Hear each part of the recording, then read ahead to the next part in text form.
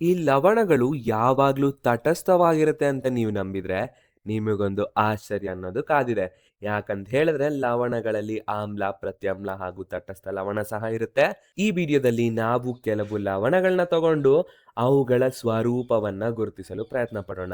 ಆದ್ದರಿಂದ ಮೊದಲನೇದಾಗಿ ಏನ್ ಮಾಡೋಣ ಅಂತ ಹೇಳಿದ್ರೆ ನಮಿಗ್ ಗೊತ್ತಿರೋ ನಾಲೆಡ್ಜ್ ಇಂದ ಶುರು ಮಾಡೋಣ. ಹಾಗಾಗಿ ಆಮ್ಲಗಳು ಮತ್ತೆ ಪ್ರತ್ಯಾಮ್ಲಗಳು ಪ್ರತಿಕ್ರಿಯೆ ಆಗ್ತಿದೆ ಅಂದ್ರೆ ಏನ್ ಸಿಗುತ್ತೆ? ತಟಸ್ಥವಾದ ಒಂದು ಉತ್ಪನ್ನ ಅನ್ನೋದು ಸಿಗುತ್ತೆ. ಇವು ನ್ಯೂಕ್ಲಿಯೇಷನ್ ರಿಯಾಕ್ಷನ್ ಒಳಗಾಗಿ ಲವಣ ಮತ್ತು ನೀರನ್ನು ನೀಡುತ್ತೆ. ಇದು ನಮಗೆ ಗೊತ್ತಿರೋ ನಾಲೆಡ್ಜು. ಸೊ ನಾವು ಕೆಲವೊಂದು ಉದಾಹರಣೆ ಅಂದಾಗ ಈ ಉದಾಹರಣೆಯನ್ನ ಮುಂಚೆಗೆ ತಗೊಂಡಿದ್ವಿ. ಈಗ HCl ಅನ್ನೋ ಆಮ್ಲ NaOH ಅನ್ನುವ ಪ್ರತ್ಯಾಮ್ಲದ ಜೊತೆ ಪ್ರತಿಕ್ರಿಯೆ ಆಗ್ತಿದೆ ಅಂದ್ರೆ ನಮಗೆ ಯಾವ ಉತ್ಪನ್ನ ಸಿಗುತ್ತೆ? NaCl ಅನ್ನುವ ಲವಣ ಸಿಗುತ್ತೆ ಮತ್ತೆ ನೀರು ಸಿಗುತ್ತೆ. ಈ ಲವಣ ವಿಶೇಷವಾಗಿ ತಟಸ್ಥವಾಗಿದೆ. ಇದನ್ನ ನಾವು ತಟಸ್ಥ ಅಂತ ಹೆಂಗ್ ಹೇಳ್ತೀವಿ ಅಂದ್ರೆ NaCl ಲವಣವನ್ನ ನಾವು ನೀರಿನಲ್ಲಿ ಹಾಕಿದಾಗ H+ ಅಥವಾ OH- ನ ಸಾಂದ್ರತೆ ಅನ್ನೋದು ಜಾಸ್ತಿ ಆಗಲ್ಲ. ಹಾಗಾಗಿ ಇದನ್ನ ನಾವು ತಟಸ್ಥ ಲವಣ ಅಂತ ಹೇಳಿ ಕರಿತೀವಿ. ಆದ್ರೆ ಇಲ್ಲಿ ಗಮನಿಸಬೇಕಾಗಿರೋ ಒಂದು ವಿಷಯ ಏನಂತ ಹೇಳಿದ್ರೆ HCl ಅನ್ನೋದು ಬಲವಾದ ಆಮ್ಲ ಮತ್ತೆ NaOH ಅನ್ನೋದು ಬಲವಾದ ಪ್ರತ್ಯಾಮ್ಲ. ಸೊ ಬಲವಾದ ಆಮ್ಲ ಮತ್ತೆ ಬಲವಾದ ಪ್ರತ್ಯಾಮ್ಲ ಸೇರ್ತಿದೆ ಪ್ರತಿಕ್ರಿಯೆಯಲ್ಲಿ ಮತ್ತೆ ರಿಯಾಕ್ಟ್ ಆಗ್ತಿದೆ ಅಂದ್ರೆ ನಮಗೆ ಸಿಗುವ ಲವಣ ಯಾವ ಸ್ವರೂಪದಲ್ಲಿರುತ್ತೆ? ತಟಸ್ಥವಾಗಿರುತ್ತೆ. ಯಾಕಂತ ಹೇಳಿದ್ರೆ ಪರಸ್ಪರ ಆಗುವ ಎಫೆಕ್ಟ್ ಅಥವಾ ಪರಿಣಾಮವನ್ನ ಇದು ರದ್ದುಗೊಳಿಸ್ಕೊಳ್ಳುತ್ತೆ. ಬಲವಾದ ಆಮ್ಲ ಬಲವಾದ ಪ್ರತ್ಯಾಮ್ಲ ರಿಯಾಕ್ಟ್ ಆದ್ರೆ ನಮಗ್ ಸಿಗುವ ಲವಣ ತಟಸ್ಥವಾಗಿರುತ್ತೆ. ಅದೇ ತರ ನಮಗ್ ಗೊತ್ತು ಬಲವಾದ ಆಮ್ಲದ ಜೊತೆ ದುರ್ಬಲವಾದ ಪ್ರತ್ಯಾಮ್ಲ ರಿಯಾಕ್ಟ್ ಆಗ್ತಿದೆ ಅಂದ್ರೆ ಇಲ್ಲಿ ಫಾರ್ಮ್ ಆಗೋ ಲವಣದ ಸ್ಥಿತಿ ಹೆಂಗಿರುತ್ತೆ? ಸ್ವಲ್ಪ ಆಮ್ಲೀಯವಾಗಿರುತ್ತೆ. ಮತ್ತೊಂದ್ ಕಡೆ ದುರ್ಬಲವಾದ ಆಮ್ಲ ಏನಾದ್ರೂ ಬಲವಾದ ಪ್ರತ್ಯಾಮ್ಲದ ಜೊತೆ ರಿಯಾಕ್ಟ್ ಆಗ್ತಿದ್ರೆ ನಮ್ಮ ಲವಣ ಬಂದು ಸ್ವಲ್ಪ ಪ್ರತ್ಯಾಮ್ಲೀಯವಾಗಿರುತ್ತೆ. ಅದೇ ತರ ಕೊನೆಯದಾಗಿ ದುರ್ಬಲ ಆಮ್ಲ ಮತ್ತೆ ದುರ್ಬಲ ಪ್ರತ್ಯಾಮ್ಲ ಸೇರಿದ್ರೆ ನಮಗೆ ತಟಸ್ಥ ಉತ್ಪನ್ನ ಕೊಡುತ್ತೆ ಅಂತ ಅನ್ಕೊಂಡಿರ್ತೀರಾ. ಅಂದ್ರೆ ಇಲ್ಲಿರುವ ಲವಣ ತಟಸ್ಥವಾಗಿರುತ್ತೆ ಅಂತ ಅನ್ಕೊಂಡಿರ್ತೀರಾ. ಅದು ಖಂಡಿತ ಸರಿಯಲ್ಲ. ಈ ವಿಷಯವನ್ನ ಅರ್ಥ ಮಾಡ್ಕೊಳ್ಳೋಕೆ ನಾವು ಸಪ್ರೇಟ್ ಒಂದು ವಿಡಿಯೋ ಮಾಡಿ ಅದ್ರಲ್ಲಿ ಅರ್ಥ ಮಾಡ್ಕೊಳ್ಳೋಣ. ಈಗ ಈ ವಿಡಿಯೋದಲ್ಲಿ ನಾವು ವಿಶೇಷವಾಗಿ ಈ 3 ಅಂಶಗಳನ್ನ ಮಾತ್ರ ಡಿಸ್ಕಸ್ ಮಾಡ್ತೀವಿ. ಮತ್ತೆ ನಾವು ಆಲ್ರೆಡಿ ಈ ಮೊದಲನೇ ಅಂಶ ಏನಿದೆಯೋ ಬಲವಾದ ಆಮ್ಲ ಬಲವಾದ ಪ್ರತ್ಯಾಮ್ಲ ಸೇರಿ ತಟಸ್ಥ ಲವಣವನ್ನ ಕೊಡೋದು ಇದನ್ನ ನಾವು ಆಲ್ರೆಡಿ ಡಿಸ್ಕಸ್ ಮಾಡಿದೀವಿ. ಹಾಗಾಗಿ ಬಾಕಿ ಇರೋ ಎರಡನ್ನ ನಾವು ಈ ವಿಡಿಯೋದಲ್ಲಿ ಡೀಪ್ ಆಗಿ ಕಲ್ತ್ಕೋತೀವಿ. ಸೊ ಮೊದಲನೇ ಉದಾಹರಣೆ ಏನು? CH3COONA. ಇದನ್ನ ನಾವು ಸೋಡಿಯಂ ಅಸಿಟೇಟ್ ಅಂತ ಹೇಳಿ ಕರಿತೀವಿ. ಇದೀಗ ಆಮ್ಲನ ಅಥವಾ ಪ್ರತ್ಯಾಮ್ಲನ ಅಂತ ನಾವೀಗ ಚೆಕ್ ಮಾಡಬೇಕು. ಇದನ್ನ ಹೆಂಗ್ ಮಾಡೋದು ಅಂತ ನಮಗೆ ಆಲ್ರೆಡಿ ಗೊತ್ತಿದೆ. ಯಾಕಂತ ಹೇಳಿದ್ರೆ ನಾವು ಇಂದಿನ ವಿಡಿಯೋದಲ್ಲಿ ಸುಮಾರು ಸರಿ ಈ ತರ ಮಾಡಿರ್ತೀವಿ. ಒಂದು ಲವಣ ಇದೆ ಅಂತ ಆದ್ರೆ ಯಾವ ಆಮ್ಲ ಮತ್ತೆ ಪ್ರತ್ಯಾಮ್ಲ ಸೇರಿ ಈ ಲವಣ ಫಾರ್ಮ್ ಆಗಿದೆ ಅಂತ ಚೆಕ್ ಮಾಡಬೇಕು. ಸೊ ನೀವು ವಿಡಿಯೋ ಪಾಸ್ ಮಾಡಿ ಟ್ರೈ ಮಾಡಿ ನಂತರ ನಾನ್ ಮಾಡ್ತೀನಿ. Very good. ಈಗ ನಾನ್ ಮಾಡ್ತೀನಿ ಒಂದ್ಸಲಿ ವೆರಿಫೈ ಮಾಡ್ಕೊಳ್ಳಿ. ಸೊ ಆಮ್ಲ ಮತ್ತೆ ಪ್ರತ್ಯಾಮ್ಲಗಳ ಅಯಾನ್ಗಳು ತಮ್ಮ ಸ್ಥಾನ ಬದಲಾವಣೆಯಿಂದ ಲವಣ ಮತ್ತೆ ನೀರನ್ನ ನೀಡುತ್ತವೆ. ಇದು ನಮಗೆ ಗೊತ್ತು. ಅದೇ ತರ ಲವಣ ಮತ್ತೆ ನೀರಿನ ಅಯಾನ್ಗಳ ಎಕ್ಸ್ಚೇಂಜ್ ಆದ್ರೆ ಆಮ್ಲ ಮತ್ತೆ ಪ್ರತ್ಯಾಮ್ಲ ಅನ್ನೋದು ಸಿಗುತ್ತೆ. ಈಗ ನಾವು ಇದನ್ನೇ ಮಾಡೋದು. ಸೊ ನೀರನ್ನ ನಾವು H2O ಅಥವಾ HOH ಅಂತ ಬರೀಬಹುದು. ಈಗ ನಮ್ಮ ಲವಣ ವಿಭಜನೆ ಆದ್ಮೇಲೆ CH3COO- ಹಾಗೂ Na+ ಅಂತ ವಿಭಜನೆ ಆಗುತ್ತೆ. Na+ ಅಂದ್ರೆ ಸೋಡಿಯಂ ಅಯಾನ್, CH3COO- ಅಂದ್ರೆ ಅಸಿಟೇಟ್ ಅಯಾನ್. ಅದೇ ತರ HOH ವಿಭಜನೆ ಆದ್ರೆ H+ ಅಂದ್ರೆ ಹೈಡ್ರೋಜನ್ ಅಯಾನ್, OH- ಅಂತ ಹೇಳಿದ್ರೆ ಹೈಡ್ರಾಕ್ಸೈಡ್ ಅಯಾನ್. ಈಗ ನೆಕ್ಸ್ಟ್ ಸ್ಟೆಪ್ ಅಲ್ಲಿ ಈ ಋಣಾತ್ಮಕ ಚಿಹ್ನೆ ಇರುವ ಅಯಾನ್ ಹೋಗಿ ಈ ಧನಾತ್ಮಕ ಚಿಹ್ನೆ ಇರುವ ಅಯಾನ್ಗೆ ಆಕರ್ಷಣೆ ಆಗುತ್ತೆ. ಅದೇ ತರ ಇಲ್ಲಿರ್ತಕ್ಕಂಥ ಧನಾತ್ಮಕ ಚಿಹ್ನೆ ಇರುವ ಅಯಾನ್ ಹೋಗಿ ಇಲ್ಲಿರ್ತಕ್ಕಂಥ ಋಣಾತ್ಮಕ ಚಿಹ್ನೆ ಇರುವ ಅಯಾನಿಗೆ ಆಕರ್ಷಣೆ ಆಗುತ್ತೆ. ಇಲ್ಲಿ CH3COOH ಇದು ಬಂದು ನಮ್ಮ ಆಮ್ಲ. ಅದೇ ತರ NaOH ಅನ್ನೋದು ನಮ್ಮ ಪ್ರತ್ಯಾಮ್ಲ. ಈಗ ನಮಗೆ ಆಮ್ಲ ಮತ್ತೆ ಪ್ರತ್ಯಾಮ್ಲ ಅನ್ನೋದು ಸಿಕ್ಕೋಯ್ತು. ಆಮ್ಲ ಏನು ಅಂತ ಹೇಳಿದ್ರೆ ಅಸಿಟಿಕ್ ಆಮ್ಲ, ಪ್ರತ್ಯಾಮ್ಲ ಏನು ಅಂತ ಹೇಳಿದ್ರೆ ಸೋಡಿಯಂ ಹೈಡ್ರಾಕ್ಸೈಡ್. ನಾವೀಗ ಆಮ್ಲ ಮತ್ತೆ ಪ್ರತ್ಯಾಮ್ಲ ಕಂಡಿಡಿದ್ವಿ.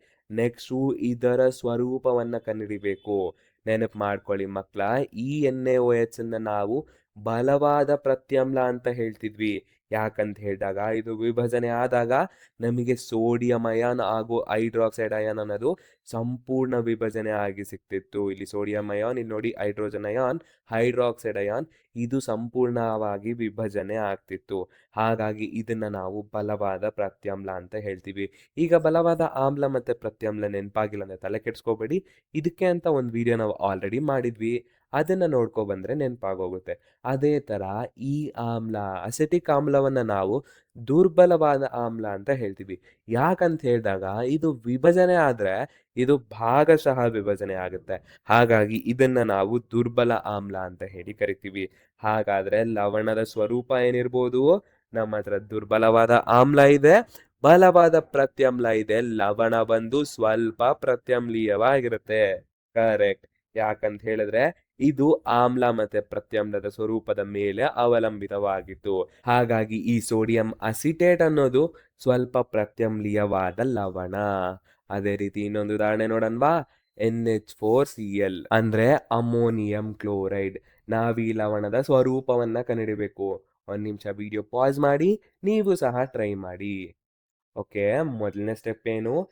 ಈ ಲವಣ ಫಾರ್ಮ್ ಆಗಕ್ಕೆ ಯೂಸ್ ಮಾಡಿದಂತಹ ಆಮ್ಲ ಮತ್ತೆ ಪ್ರತ್ಯಾಮ್ಲವನ್ನ ಕಂಡುಹಿಡಿದು ಅದರ ಸ್ವರೂಪವನ್ನು ಸಹ ನಾವು ಕಂಡುಹಿಡಿಬೇಕು. ಹೌದಲ್ವಾ? ಅದೇ ತರ ಈ ಆಮ್ಲ ಮತ್ತೆ ಪ್ರತ್ಯಾಮ್ಲ ಅನ್ನೋದು ಲವಣ ಕೊಡ್ತು ಮತ್ತೆ ನೀರು ಕೊಡ್ತು ಅಂದ್ರೆ ಈ ಲವಣ ಮತ್ತೆ ನೀರು ತಮ್ಮ ಅಯಾನ್ನ ಎಕ್ಸ್ಚೇಂಜ್ ಮಾಡ್ಕೊಂಡ್ರೆ ಮತ್ತೆ ಆಮ್ಲ ಮತ್ತೆ ಪ್ರತ್ಯಾಮ್ಲವನ್ನ ಕೊಡುತ್ತೆ. ಹಾಗಾಗಿ ನಾವು ಈ ಲವಣದ ಅಯಾನ್ಗಳನ್ನ ಎಕ್ಸ್ಚೇಂಜ್ ಮಾಡಬೇಕು. ಸೊ ನೀರನ್ನ ನಾವು ಈ ರೀತಿ ಬರ್ಕೋತೀವಿ, HOH ಅಥವಾ H2O. ಈಗ ಈ ಲವಣ ವಿಭಜನೆ ಆದ್ರೆ NH4+ ಅಯಾನ್ ಆಗಿ ಸಿಗುತ್ತೆ ಮತ್ತೆ Cl- ಆಗಿ ಸಿಗುತ್ತೆ. Cl- ಅಂತ ಹೇಳಿದ್ರೆ ಏನು? Chloride ion. ಅದೇ ತರ ಈ HOH ಅನ್ನೋದು ವಿಭಜನೆ ಆದ್ರೆ H+ ಹಾಗೂ OH- ಅಂತ ವಿಭಜನೆ ಆಗುತ್ತೆ. ನೆಕ್ಸ್ಟ್ ಸ್ಟೆಪ್ ಅಲ್ಲಿ ಅಯಾನ್ಗಳು ತಮ್ಮ ಸ್ಥಾನವನ್ನ ಬದಲಾಯಿಸಿಕೊಂಡು ಆಕರ್ಷಣೆ ಮಾಡ್ಕೊಳುತ್ತೆ ಮತ್ತೊಂದು ಅಯಾನನ್ನ. ಸೊ ಈಗ ಈ NH4+ ಅನ್ನೋದು ಯಾವ ಅಯಾನನ್ನ ಆಕರ್ಷಣೆ ಮಾಡ್ಕೊಳುತ್ತೆ ಅಂದ್ರೆ OH-. ಅದೇ ತರ ಈ H+ ಅನ್ನೋದು Cl- ನ ಆಕರ್ಷಣೆ ಮಾಡ್ಕೊಳುತ್ತೆ. ಹಾಗಾಗಿ ನಮ್ಮ ಪ್ರತ್ಯಾಮ್ಲ ಬಂದು NH4OH, ನಮ್ಮ ಆಮ್ಲ ಬಂದು HCl. ಇವೇ ನಮ್ಮ ಆಮ್ಲ ಮತ್ತೆ ಪ್ರತ್ಯಾಮ್ಲ.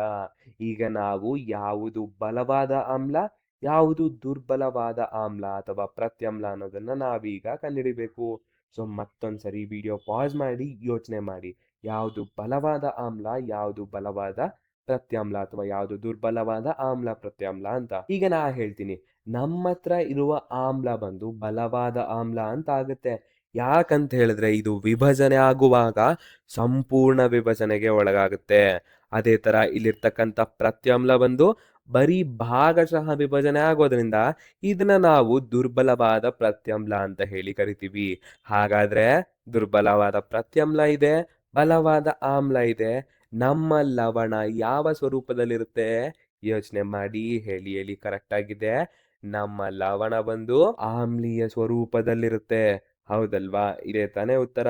ಇಷ್ಟೊತ್ತು ಮಾಡಿದ್ದನ್ನ ನಾವು ಸಂಕ್ಷಿಪ್ತವಾಗಿ ನೋಡೋಣ. ಏನಂತ ಹೇಳಿದಾಗ ಲವಣದಲ್ಲಿ ಬರೀ ತಟಸ್ಥ ಲವಣ ಇರಲ್ಲ, ಆಮ್ಲದ ಲವಣ ಸಹ ಇರುತ್ತೆ, ಪ್ರತ್ಯಾಮ್ಲ ಲವಣ ಸಹ ಇರುತ್ತೆ. ಎರಡು ಬಲವಾದ ಆಮ್ಲ ಮತ್ತೆ ಬಲವಾದ ಪ್ರತ್ಯಾಮ್ಲ ರಿಯಾಕ್ಟ್ ಆದ್ರೆ ಲವಣ ತಟಸ್ಥವಾಗಿರುತ್ತೆ. ಬಲವಾದ ಆಮ್ಲ ಮತ್ತೆ ದುರ್ಬಲವಾದ ಪ್ರತ್ಯಾಮ್ಲ ರಿಯಾಕ್ಟ್ ಆದ್ರೆ ಬರುವ ಲವಣ ಆಮ್ಲೀಯವಾಗಿರುತ್ತೆ. ಅದೇ ತರ ದುರ್ಬಲವಾದ ಆಮ್ಲ ಬಲವಾದ ಪ್ರತ್ಯಾಮ್ಲ ರಿಯಾಕ್ಟ್ ಆದ್ರೆ ಬರುವ ಲವಣ ಪ್ರತ್ಯಾಮ್ಲೀಯವಾಗಿರುತ್ತೆ. ಇದಿಷ್ಟ ಅಕಸ್ಮಾತ್ ನೆನಪಾಗಿಲ್ಲ ಅಂದ್ರೆ ಮತ್ತೆ ಮತ್ತೆ ವಿಡಿಯೋ ನೋಡಿ ಪೂರ್ತಿ ಅರ್ಥ ಮಾಡ್ಕೊಂಡ್ಮೇಲೆನೆ ನಾವು ನೆಕ್ಸ್ಟ್ ವಿಡಿಯೋಗೆ ಹೋಗ್ಬೇಕು.